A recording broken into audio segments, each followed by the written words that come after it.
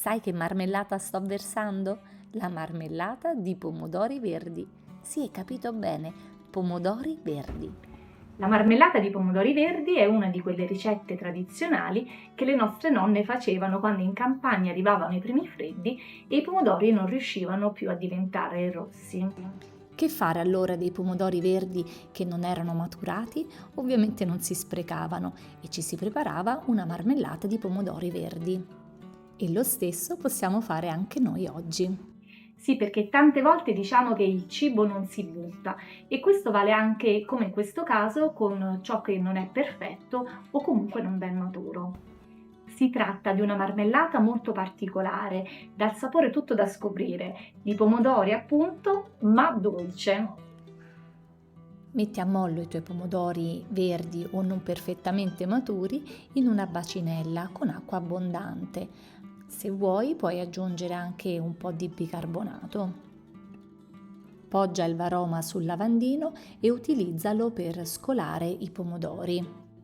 Dai una bella sciacquata ai pomodori sotto l'acqua in modo da togliere ogni residuo di terra. Se non hai messo il bicarbonato, puoi utilizzare l'acqua di ammollo per innaffiare le piante. Prepariamo insieme la marmellata di pomodori verdi. Ti servono 1 chilo di pomodori, ovviamente verdi, 500 g di zucchero semolato, un limone non trattato, sia la scorza che il succo. Poggia una ciotola capiente sul bimbi. Ecco, io avevo scelto all'inizio questa ciotola bianca che è sì capiente, ma non era abbastanza capiente per i miei pomodori. E infatti vedrai fra un pochino nel video che ho cambiato la ciotola, quindi ti conviene scegliere fin da subito una ciotola bella capiente. Poggia questa ciotola capiente sopra il coperchio del bimbi e poi seleziona tara. In questo modo utilizzi il bimbi come bilancia per pesare i tuoi pomodori. Taglia i pomodori a metà e togli i semini e eventuali parti nere o ammaccate. Ecco, io oltre ai pomodori San Marzano verdi avevo anche i pachino verdi. E così ho aggiunto anche questi pachino alla mia marmellata. Certo, i pomodori San Marzano o altre varietà di pomodori con tanta polpa sono sicuramente più adatti a fare una marmellata, però tu puoi ovviamente aggiungere qualunque varietà di pomodori. L'idea alla base di questa ricetta è quella di evitare lo spreco. Aggiungi 500 g di zucchero semolato, la scorza di un limone biologico, ovviamente non trattato. Io ho tolto questa scorza con un pelapatate e poi il succo di questo limone. Ecco, è a questo punto che mi sono accorta che la ciotola che avevo utilizzato era troppo piccola per tutti gli ingredienti che avevo messo. Per questo ho dovuto spostare tutto quanto in una ciotola ben più capiente. Copri la ciotola con uno strofinaccio oppure con una cuffia da bagno e lascia riposare in frigorifero per 4 ore, mescolando ogni tanto. Trascorso questo tempo, versa il contenuto della ciotola nel boccale. Chiudi con il coperchio, posiziona il cestello sopra il coperchio e cuoci 45 minuti, 100 gradi, velocità 1.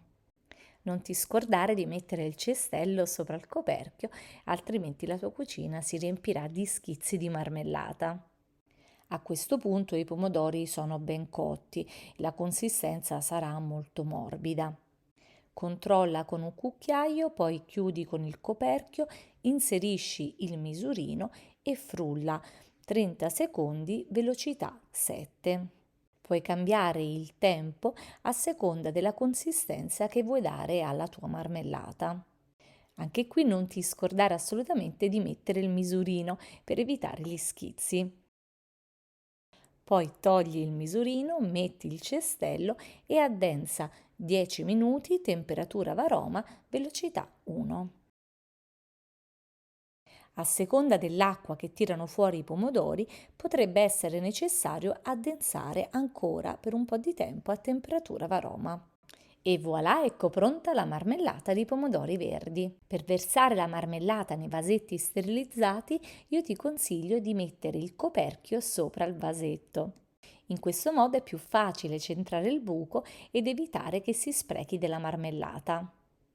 Chiudi i vasetti con i loro coperchi, sempre sterilizzati, e poi metti a testa in giù per creare il sottovuoto. Come puoi abbinare questa marmellata di pomodori verdi?